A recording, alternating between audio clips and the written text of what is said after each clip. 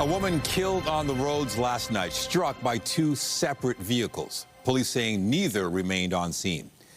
Good afternoon. An investigation is underway after a hit and run last night in Scarborough. Officers are now on the hunt for the drivers of a cargo van and an SUV. CTV's Allison Hurst is live at the scene this afternoon with the latest. Allison. A witness tells us that the woman was walking in the roadway on this part of Birchmount Road when she was struck. Over where the phone is. Yeah. Right? Got flown over to that spot. Lawrence Clementes had just come home from work around 9:30 last night when he saw a woman walking in the middle of Birchmount Road, cars honking at her to move. Suddenly, a vehicle from going northbound from St. Clair unfortunately hit the person. Like, it was a fatal hit because the lady flew over a couple of meters, I would say. And then another vehicle going southbound, run over the lady. Clementes and his partner called 911. Then he says he went to check the woman with an off-duty Toronto firefighter who happened to be in the area. We started compression, like chest compressions, until the EMS arrived. The victim, a woman in her 20s, was pronounced dead on scene. Police say the two vehicles that struck her were traveling in opposite directions and did not remain. One is described as a Ford white transit van that was last seen traveling northbound on Birchmount. The second vehicle involved is a black SUV traveling southbound on Birchmount. Investigators believe the white van might have some damage to its windshield. Very rare do we have incidents where both vehicles do not remain on scene, but at this point we know both vehicles struck the pedestrian and did not remain on scene. By morning, the police tape was down and the street reopened, but Clementes says it was a difficult night. It was very, very sad. It was a bad experience for us because we were really hoping for the person to survive. We did what we could, and that was it. It was really out of our hand. Police have not released the woman's identity. Toronto police are asking anyone who may have seen anything or who has any dash cam footage to contact them. Reporting live, I'm Allison Hurst. Back to you in studio. Thank you, Allison. Still ahead is another big night for hockey fans in the city. The Maple Leafs take on the Panthers in Florida, and the Sceptres are back in PWHL semifinal action against the Minnesota Frost. Details coming up a little later in the newscast. Pope Leo XIV will formally be installed as the new leader of the Catholic Church during a mass in St. Peter's Square May 18th. Today in Rome, 3 Canadian cardinals who took part in the conclave to elect the new pontiff spoke about the experience, and 2 of them are from Toronto. This is a moving experience. I think in many ways the most intensely moving moment as we come in, as you see that famous procession from the Pauline Chapel into the Sistine Chapel, and you look up and see the Last Judgment, and you see this place which has been the location for the election of the successor of Peter for so many years. So I was in awe once more. We'll never get used to it. So many people have flocked to Rome to experience this. And so I think it'll take some time to unpack it and to find meaning for this wonderful experience of church and of faith in our personal lives and the lives of our communities, of our families. I was very, very touched, moved, and it's a big responsibility, but it's something that I dealt with in prayer, asking the Lord, well, who am I to be one of the 133 who will elect the Pope? Who am I? But I took on that responsibility with courage and in prayer.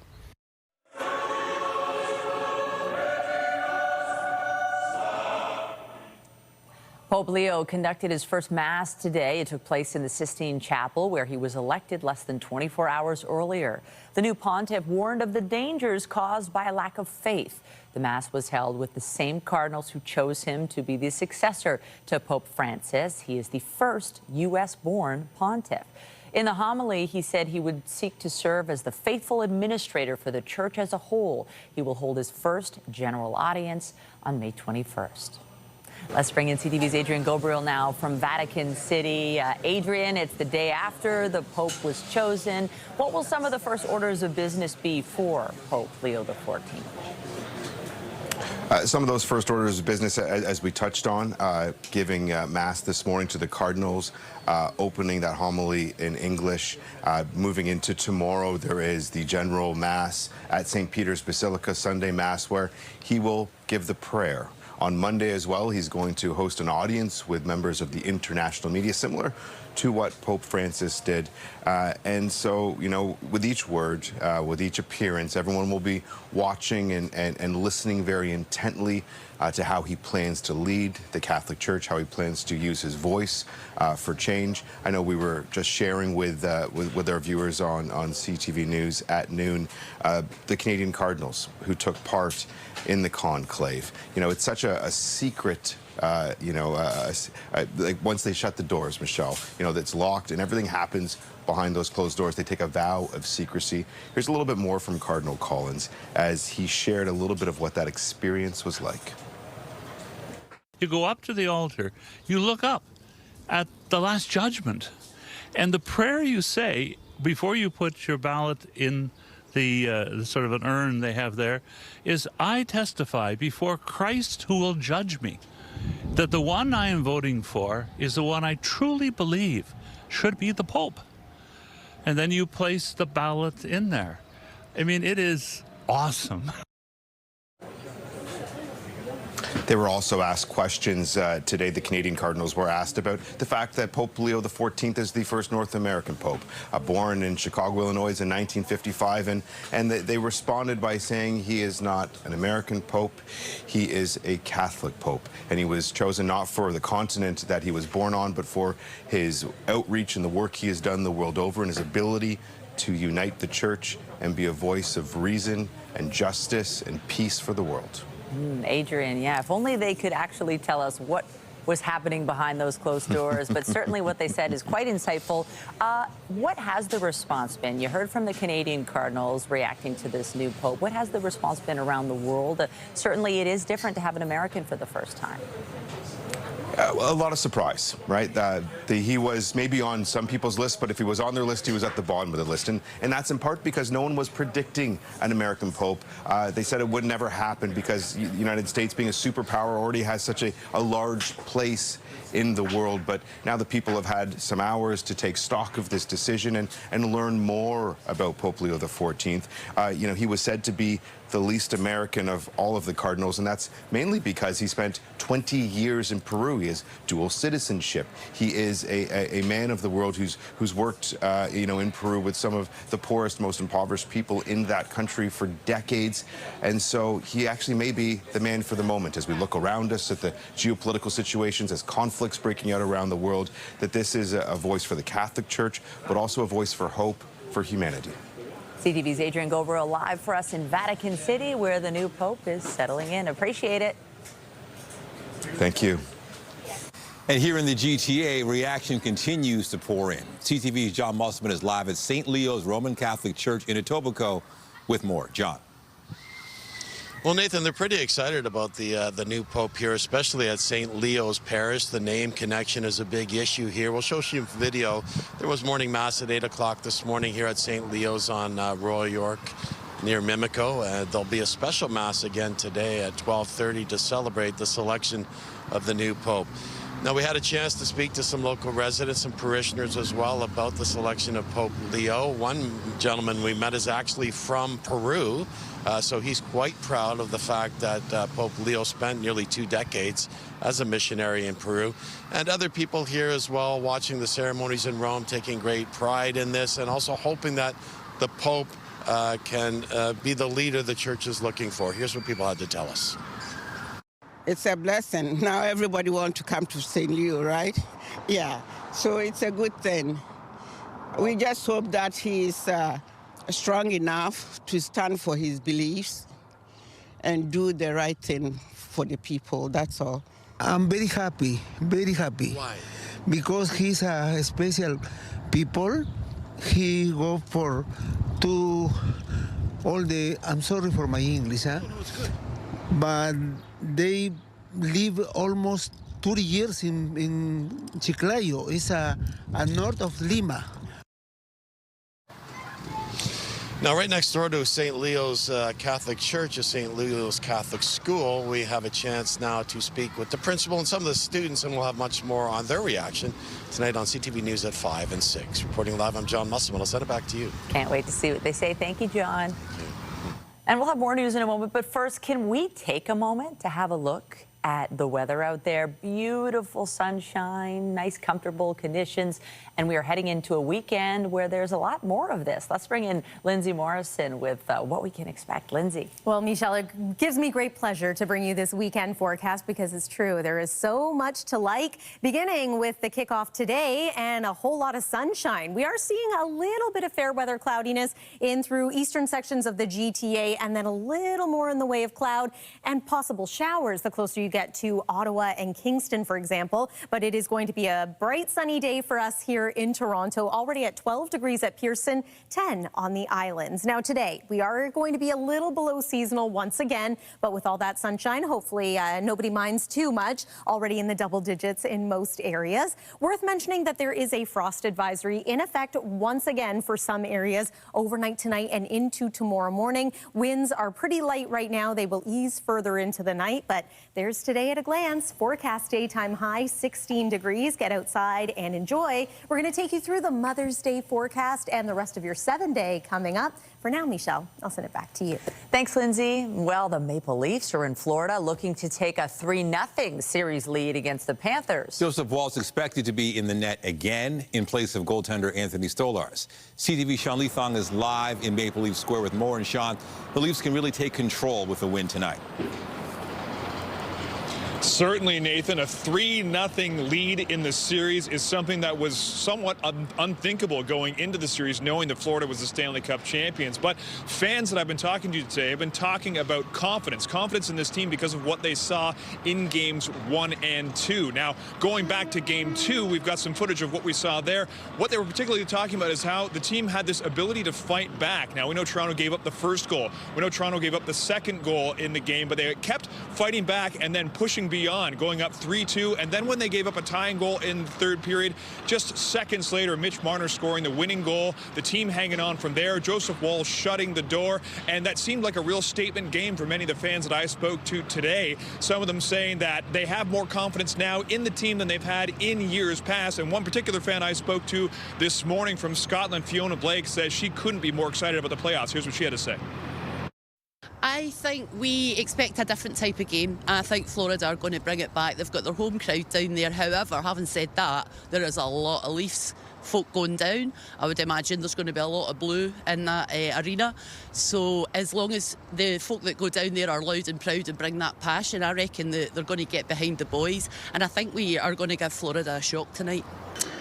The way we've responded every game has made me a lot more confident in this team, where before when we go down, we kind of like hang our heads and be sad about things, whereas like we're fighting back every time, and I'm no longer scared about being down a goal or anything like that. So I've just had more confidence going into every game.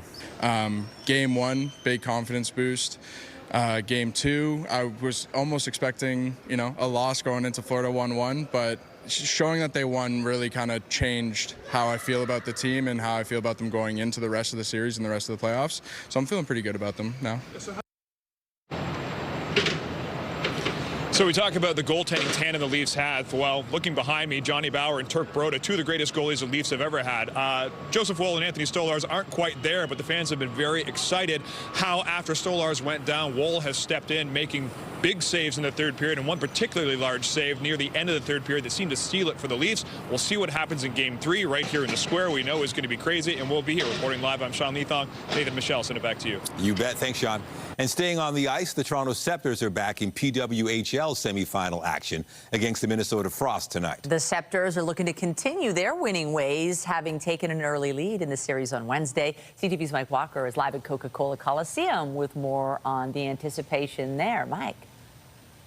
Well, Michelle and Nathan, both Toronto and Minnesota are anticipating Game 2 will be tough, both on the ice and mentally. And if the Sceptres can pull off a big win on home ice tonight, they take a commanding 2-0 series lead in this best-of-5 semifinals. Now, let's go back to Game 1, where rookie Julia Gosling played a big part in Toronto's 3-2 win. She scored twice in the second period, and is just the second player in PWHL playoff history to score multiple goals in the same period. Now, if Toronto wins tonight, they put the defending Walter Cup champions on the brink of elimination. The Sceptres believe Game 1 was their most complete game of the year. Now, this morning, both teams held optional skates, and we heard from some of the players just a short time ago. I thought it was a really good team game overall. Probably the most consistent game that we've played all season, really committing to things and playing the right way. So, yeah, we're happy with that win and just looking to keep building here. I think we're building at the right time and really coming together. All of the work that we've been putting in this whole season has started to, mesh together. So excited to see that we can keep building. I think there was just a couple mental errors that we made and that kind of cost us, but it showed that we're never really out of a game and we can come back, and we had a lot of chances we didn't even capitalize on. So I think if we can take advantage of those this game and get a win, that'll be huge for us.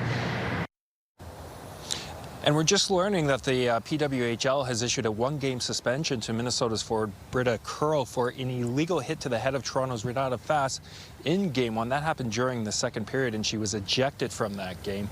The puck drops tonight for Game 2 here at Coca-Cola Coliseum just after 7 tonight. Reporting live, I'm Mike Walker. Michelle, Nathan, back to you. Thank you, Mike. The Ford government plans to introduce new measures aimed at speeding up housing development in the province. But some worry the initiatives will be ineffective and may trample on parts of the planning process usually dealt with at the municipal level. CTV's Queen's Park Bureau Chief Siobhan Morris explains. With Ontario falling further behind on its goal of building 1.5 million homes by 2031, the government's taking another crack at kickstarting the effort. It takes too long, and it costs too much to get shovels in the ground. So the initiatives we're going to introduce next week have everything to do with speed and lowering costs. That will include getting involved in which studies developers have to do to satisfy municipalities. And there will be changes to the development charges builders pay. The housing minister says those charges are an important tool to pay for things like roads and sewers. But they can't be punitive. In some cases, they're too high, and we need to make sure that they're not hurting the cash flow of getting home builders getting shovels in the ground. The Green leader thinks there's room for change, but with a caveat. We don't want to take the burden of that infrastructure off of new home buyers and put it on existing homeowners. The former mayor of Mississauga turned Liberal leader sees what's coming as provincial overreach. These are the responsibilities of municipalities who understand their communities, who understand where to put density and intensification. The government will also give Kinga Surma, the Minister of Infrastructure, new power to issue minister zoning orders, or MZOs. They allow development proposals to skip some parts of the planning process, usually hammered out at the municipal level. This minister has a terrible track record. I don't think she can be trusted with that power. I'm very deeply concerned about it. Minister Flack insists there will be a backstop. The MZO due diligence will still be done in my ministry, so it's about speed and getting shovels in the ground faster. In December, the Auditor General slammed the way the government's been issuing MZOs, saying more than 100 were approved through an ad hoc process, and in many cases, they didn't accelerate construction at all. At Queen's Park, Siobhan Morris, CTV News. Toronto police say one of the country's most wanted fugitives has been arrested south of the border after nearly 4 years on the run. Back in 2018, Toronto police arrested Kamar Cunningham as part of Project Patton. It was a 9-month investigation targeting the trafficking of guns by the 5 Points Generals street gang. It involved more than 800 officers and resulted in 75 arrests and the seizure of 78 guns. Cunningham was convicted of multiple offenses in 2020, but didn't show up for sentencing, earning him the number 4 spot on the BOLO program's most wanted list. Police say the now 43-year-old was taken into custody by U.S. Marshals in Atlanta earlier this week and is being held pending extradition. The lawyer representing Councillor Michael Thompson in his sexual assault trial says there's a strong chance she may submit an application for a mistrial. Defense attorney Leora Shimish said she's concerned about a line of questioning against a witness, arguing it treated her as a complainant instead. Thompson is accused of sexually assaulting 2 women during a 2022 getaway in Muskoka. The court heard yesterday Thompson met one complainant at an event 2 weeks before the trip, and he learned that she was an undergraduate student at Western University in the same year as his son. Thompson denies the allegations. And cross-examination continues today in the sex assault trial of 5 ex-World Junior hockey players. Yesterday, a third defense attorney cross-examined the woman at the center of the trial, questioning who she thought was to blame for the June 2018 incident. All 5 accused players have pleaded not guilty to sexual assault. A somber gathering was held last night as pet owners mourned 5 dogs lost to coyote attacks in Liberty Village and Fort York. It comes as the city tries to develop a plan to address the troubling number of coyote incidents in that area. CTV's Beth McDonnell reports.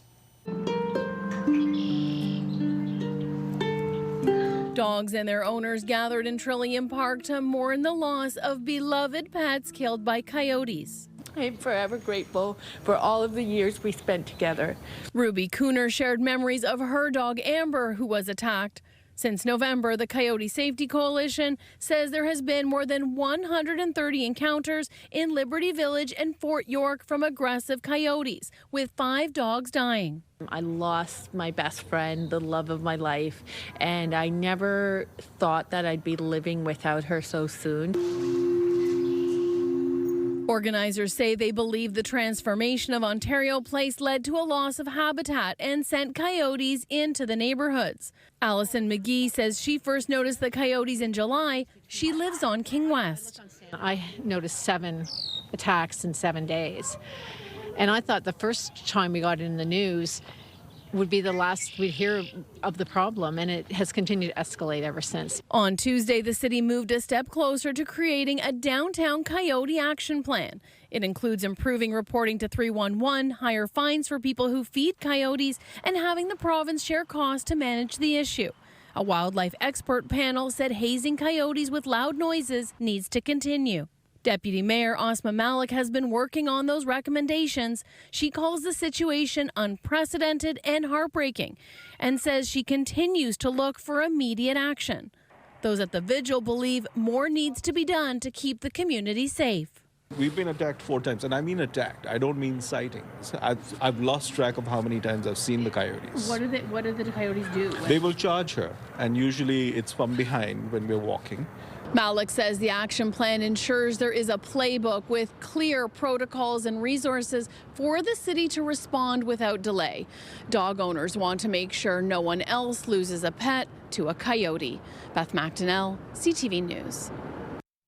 Well, a whole lot of sunny days in our short-range forecast means we should pay special attention to the UV index. And today, we are high on the scale here in the city of Toronto, 7 on that UV index. So slather on the sunscreen before you venture out. Right now, Mother's Day is looking lovely. Loads of sunshine once again. It is going to be a little bit cooler on Sunday compared to Saturday, but we will warm up again as we make our way through the early part of next week. When does the next round of rain move in? We'll show you with a full look at the 7-day after this break. You're watching CTV News at noon. We'll be right back.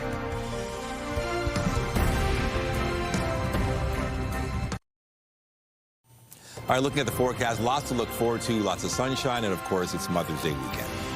This is what mothers deserve, right? Yeah. And I think for a lot of people, maybe this is the weekend where you do some gardening. I know some people wait till after the long weekend, but it's looking really nice. I'm in the mood to get a jump on it. Yeah, me too. And the long weekend is really now only a weekend away. Yeah. It's a little bit early this year, so I know lots of people are eager. It is worth mentioning that much like last night, there is a risk of some patchy frost in parts of southern Ontario as we make our way again into tomorrow morning. But there are things you can do to protect your plants if you're already getting into the garden. Let's show you what it looked like earlier today, but first we'll let you know that weather is brought to you by the Presler Law Firm Injury Lawyers. You don't pay, unless they win. In addition to some patchy frost in some areas, we had a beautiful sunrise here in the GTA. Not much in the way of clouds for today. We might get a few fair weather clouds drifting in and out, especially around the east end of the GTA and then eastern sections of Ontario. But it's a lovely kickoff to the weekend already. Temperature-wise, we are in the double digits. It is 12 degrees right now in Toronto, 15 in the Windsor area, and 10 in Ottawa. 15 degrees already for you in Muskoka. Our forecast daytime high for this afternoon is 16 degrees in Toronto, a hair cooler than average. 18 is our seasonal norm. And into the evening hours tonight, sunshine continues. We are tapping into a bit of a northwesterly wind, so that's keeping us a little cool today, but still going to be in the double digits, still in the teens, in fact, through those early evening hours with loads of sunshine. It's overnight and into tomorrow morning. A reminder that we typically reach our coldest temperature overnight just before sunrise, and the sun continues to rise a little bit earlier. So around maybe 4 a.m., potential for frost in the areas that you currently see here under the advisory. I wouldn't be too surprised if that ends up being expanded to include some parts of the GTA a little later on. As for tomorrow's forecast daytime highs, look at Guelph, 21 degrees, 22 for you in Aurora as well as Burlington. Very pleasant, very comfortable for spending some time outside. 21 degrees in Trenton, and Huntsville, not bad at 17 degrees. We are in for even warmer air as we make our way through to about the middle part of next week.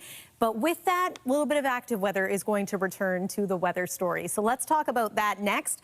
There is a little bit of activity in southern Quebec, just edging close to the extreme eastern sections of our province here in Ontario. Some communities likely to get caught in the crossfire and experience a few showers around Gananoque, for example, and over toward Smiths Falls.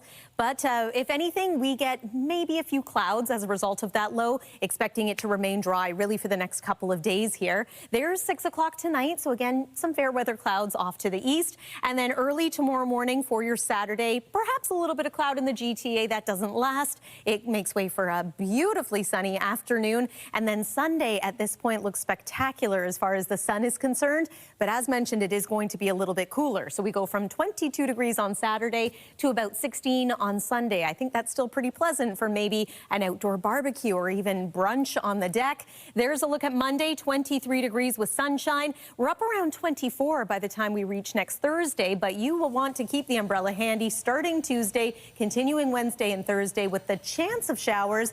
We might need it by then. It'll be good for the lawns and the gardens. That's your look at the forecast for now. Michelle, I'll send it back to you. Thanks, Lindsay. Well, it would be a revolutionary way to get from Toronto to Niagara, cutting travel time to just minutes. The officials behind a proposed Hovercraft passenger service say they are close to launch. Plans for a rapid transit hovercraft service on Lake Ontario that will transport passengers between Toronto and the Niagara region in just 30 minutes is one step closer to reality. Oh, it's going to be so much faster. It's going to be fast. It's going to be efficient. Hoverlink Ontario has just finalized a docking agreement with Ports Toronto to secure a landing spot next to Billy Bishop Airport on the western gap of the Toronto Harbour. The company has previously secured the Niagara landing spot in St. Catharines. This was the most significant milestone that we had to achieve. It's what creates a route versus a ride around the lake. This agreement comes after extensive consultations with Ports Toronto, stating this service will reduce traffic and congestion on our highways and make better use of the lake and harbor for transportation, something it says is long overdue. Currently, by car, the trip takes more than an hour and a half without traffic. I'd like to go more often, but just because it's so out of the way, that's why I don't travel there. But if there was a ferry, straight across the water, that would be really convenient. Hoverlink says the service will be year-round, targeting both commuters and tourists. Its 2 hovercrafts can carry up to 180 passengers per trip, with shuttle buses connecting travelers to tourist destinations across Niagara. And we can remove at full capacity close to 9,000 cars off of the QEW. That's a lot of CO2 emissions that we're reducing over time. Projecting more than 24 trips per day, a launch date has not been set.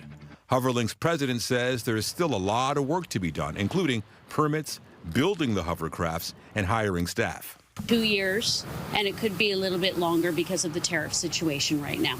We are trying to reduce the time to construct by choosing prefabricated buildings and also trying to choose Canadian wherever possible for our manufacturing. As for the price of a ticket, that's something the company is still evaluating.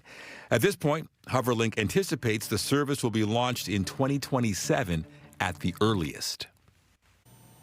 Well, this weekend, we'll see the return of an annual thank you gesture from the government of the Netherlands to the people of Toronto. This is a look at last year's Toronto Tulip Day, celebrating the flower which is famously cultivated and beloved by people in the Netherlands and around the world.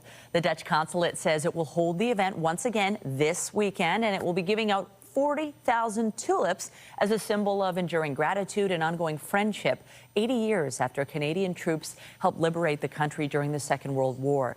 It'll take place Saturday at Phillips Square from 10 a.m. to 5 p.m.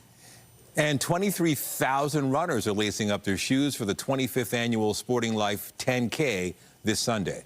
It's one of the biggest running events of the year, and it'll see streets shut down early that morning on the route from Yonge and Lawrence to the finish line on the lakeshore. The event raises money for children's charity Campfire Circle. Still ahead, the science behind the health risks of eating ultra-processed food. Why experts say you should cut back on certain foods. That's coming up.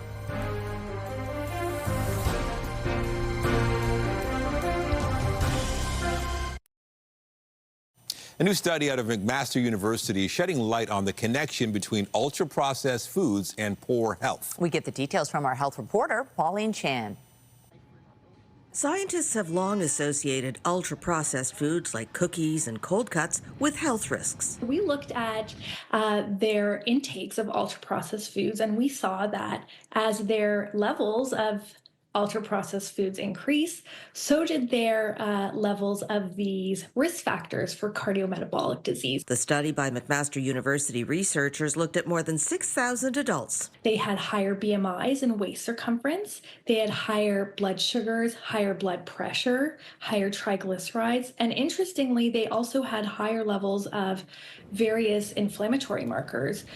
And that was all independent of a number of lifestyle and socio-demographic variables. That indicates to us that ultra-processed foods are impacting our health in ways independent of our total caloric intake. The study also found a strong association with C-reactive proteins. CRP is a marker of our systemic inflammation. And so when we saw increased levels of that marker, kind of indicated to us that there was something in these foods outside of what our body typically registers as a food product that is causing this disruption or this inflammation in our systems. Anthea Christoforou says, in fact, the body may even see ultra-processed foods as non-foods entering the body. There's more work that needs to be done to parse out the mechanism behind this pathway. Her advice to Canadians? Trying to build meals around foods that are as close as possible to their natural form, things like fruits and vegetables. The less processed a food item is, the better it is for the body. Pauline Chan, CTV News. As the Ford government faces questions over its handling of the Ontario measles outbreak, the case count has continued to climb.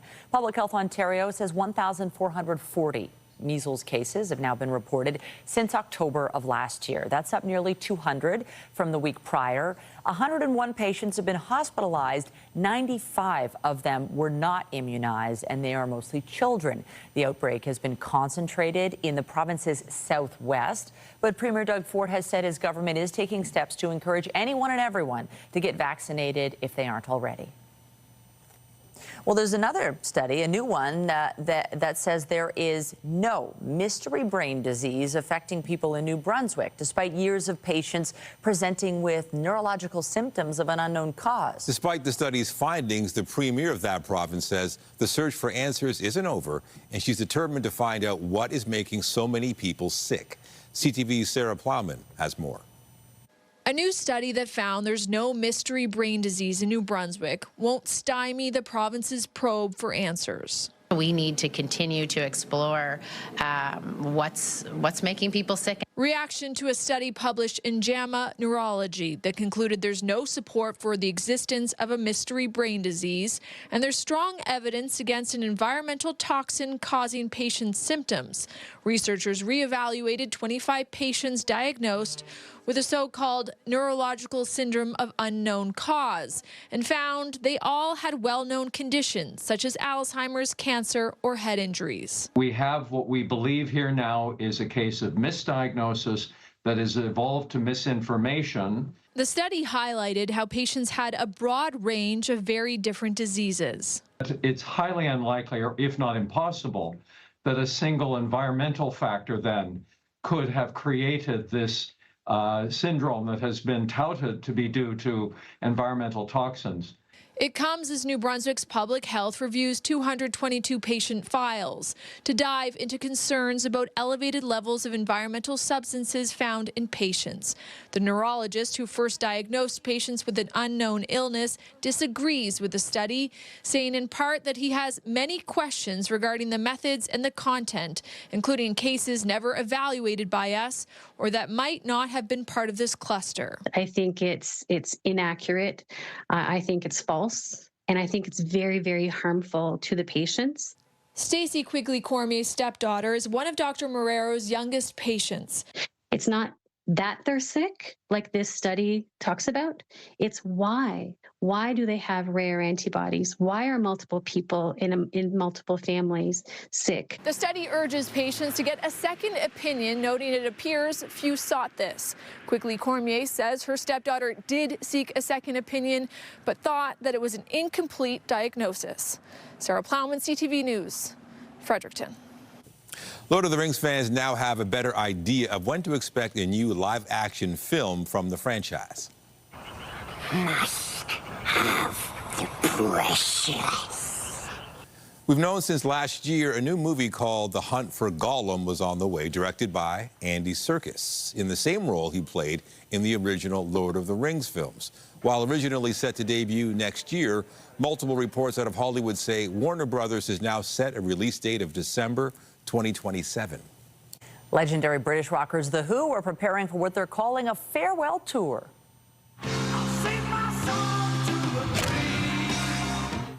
To be precise, the band says they're embarking on a North American farewell tour. It will be titled The Song Is Over, and it kicks off in Florida in August with stops across the continent. That'll include 2 shows at Budweiser Stage in September, and they are not the only musicians with a new tour on the calendar.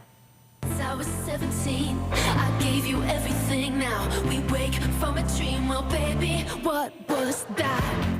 Singer-songwriter Lorde is preparing for the debut of her album Virgin on June 27th and announced yesterday she's going on tour in support of the album. She will play Scotiabank Arena on September 24th. Tickets go on sale next week. Still to come, Canada's unemployment rate rises again. More on the latest job numbers out today after the break. Canada's unemployment rate rose last month as the economy grapples with the impact of U.S. tariffs and trade uncertainty. Statistics Canada says about 7,400 jobs were added nationwide last month. That was more than economists had expected, although they underestimated how much the unemployment rate would rise. Last month's figures show that number rising to 6.9%, the recent high seen back in November. Analysts say that's an indication employers aren't hiring as quickly as the country's population is growing. Canada's manufacturing industry led job losses in April, shedding 31,000 positions, with the bulk of the impact right here in Ontario. Stats Canada says the declines were offset by temporary work linked to the federal election. Meanwhile, today, the city is launching the annual Toronto Employment Survey. From now through to the end of August, surveyors with city badges will stop by more than 73,000 businesses to gather information about business activity and employment. This year's survey will include a new question on the potential impacts of international trade disruptions. The survey is voluntary, but the city says it'll use the findings to inform future planning and policy. Rental costs in the province are starting to creep up despite overall trends showing a decline. That's according to the latest data from rentals.ca. The site says the province recorded the country's largest year-over-year rent decline last month. Asking rents fell 2.7% to an average of $2,338. Despite asking rents remaining lower than 2024, April saw a month-over-month increase of 0.4% from March, reaching a 5-month high. Onex Court is selling majority stakes in WestJet to Delta Airlines and Korean Air. The deal will total $550 million U.S. Delta will acquire a 15% stake in the Calgary-based airline, while Korean Air will buy a 10% stake. After the deal closes, Delta plans to sell 2.3% of its stake to its joint venture partner, Air France. Onex acquired WestJet in 2019. And speaking of airlines, Air Canada is lowering its financial outlook for the year. The country's biggest air carrier says it's taking that step amid a decline in Canadians traveling south of the border. It's now projecting adjusted earnings between $3.2 and $3.6 billion in 2025. That is down from the earlier forecast of $3.4 to $3.8 billion. The company's CEO says it expects to see a low teens % drop in bookings for the U.S. for the next 6 months due to trade tensions and a weaker loonie. Air Canada cut flight capacity to American destinations over the past couple months.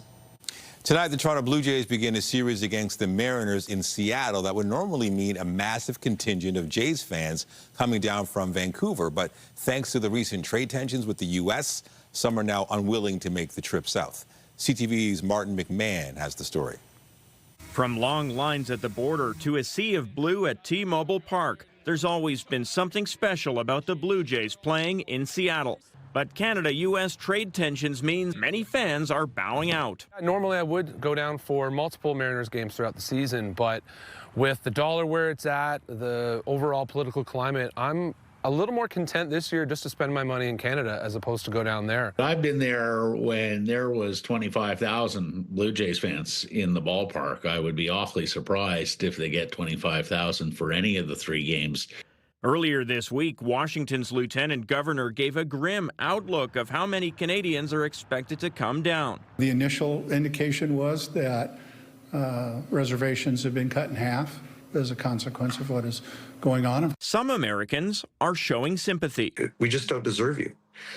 And so I'm hoping on a larger scale than just Seattle and the Blue Jays and the Mariners that people in America feel what it's like to not have Canada. Ultimately, for many fans, it's disappointing it's come to this. It's supposed to be about the baseball, and because of what's going on, they're taking away from the baseball. Even for some kids who normally would go down and enjoy this experience, if the parents aren't going to take them down, the kids aren't going to get to see it, and maybe they're getting one less Major League Baseball experience because of what's going on.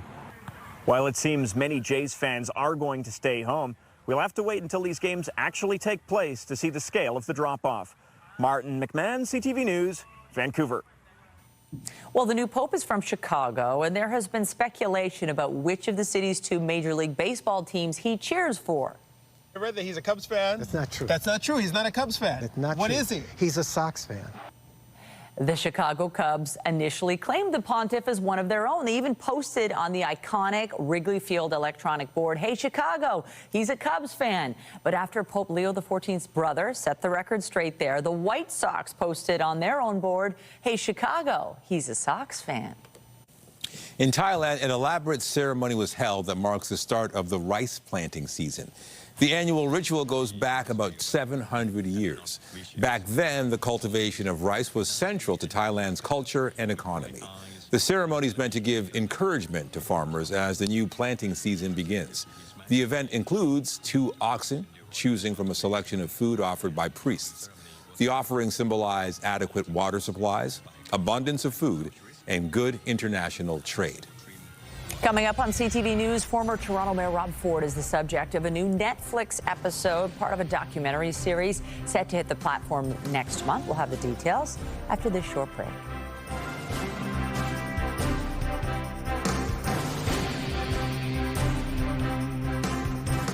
Hey there, Toronto, I'm Teddy Wilson. And I'm Nicole Cervinas, so welcome to Things to Know TO.